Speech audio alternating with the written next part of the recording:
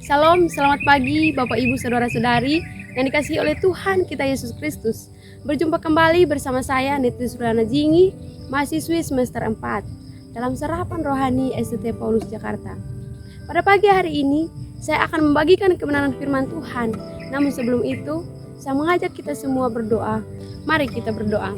Bapa di surga, Bapa yang baik, kami mengucap syukur Tuhan untuk setiap kebaikan Tuhan dalam kehidupan kami. Kami mau merenungkan firman-Mu, Tuhan memberkati kami. Dalam nama Tuhan kami Yesus Kristus, haleluya, amin.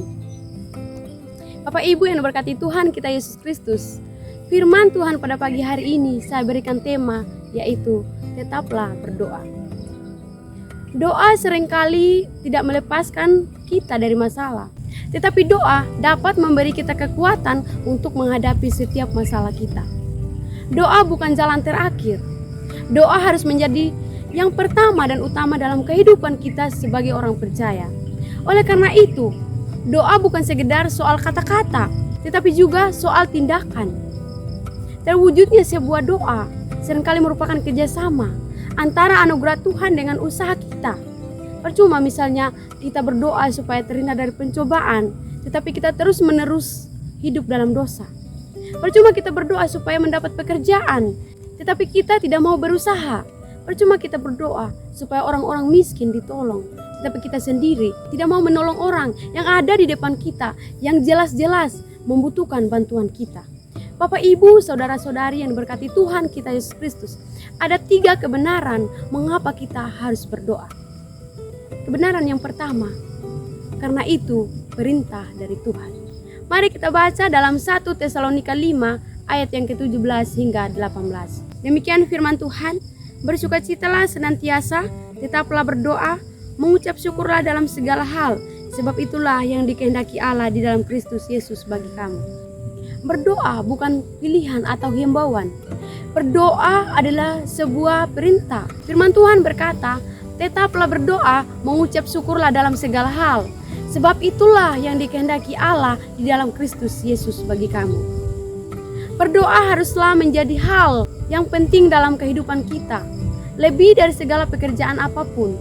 Sebab segala pekerjaan yang ada di dunia ini sifatnya hanya sementara. Sedangkan berdoa adalah suatu pekerjaan yang berdampak kekal. Hidup tanpa doa ibarat rumah tidak bertiang.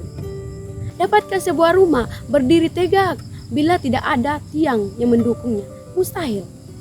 Kebenaran yang kedua, mengapa kita harus berdoa? Yaitu, berarti kita membutuhkan Tuhan dalam kehidupan kita setiap hari. Mari kita lihat dalam Yohanes 10 ayat yang ke-10. Firman Tuhan berkata demikian, pencuri datang hanya untuk mencuri dan membunuh dan membinasakan. Aku datang supaya mereka mempunyai hidup dan mempunyainya dalam segala kelimpahan. Bapak Ibu yang berkati Tuhan, sangat berbahaya jika kita berjalan di dunia ini tanpa Tuhan. Karena ada pencuri atau iblis yang mencuri, membunuh, dan membinasakan.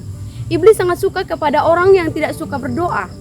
Iblis selalu berusaha supaya kita malas berdoa, bahkan iblis berusaha dengan segala cara agar kita tidak pernah berdoa. Iblis tahu ketika kita berdoa, kita sedang memanifestasikan kuasa Tuhan. Karena itu berdoalah. Bapak Ibu yang diberkati Tuhan, mengapa kita harus berdoa? Kebenaran yang ketiga, berarti kita tidak dapat bersandar pada kekuatan kita sendiri. Mari kita baca dalam Yeremia 17 ayat yang ke-5. Firman Tuhan berkata demikian, beginilah firman Tuhan, terkutuklah orang yang mengandalkan manusia, yang mengandalkan kekuatannya sendiri dan yang hatinya menjauh daripada Tuhan. Saudara yang terkasih, doa yang membuat kita kuat dan berkemenangan.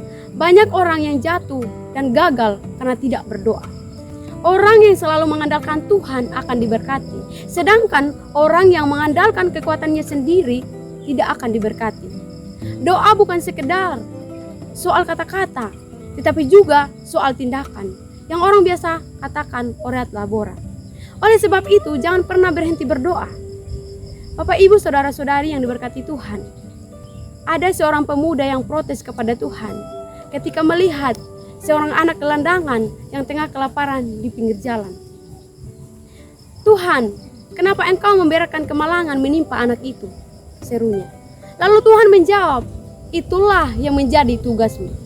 Bapak Ibu yang berkati Tuhan, Dari ilustrasi singkat di atas mengajarkan kepada kita agar kita selalu berdoa dan kehidupan kita dipakai untuk menolong sesama kita.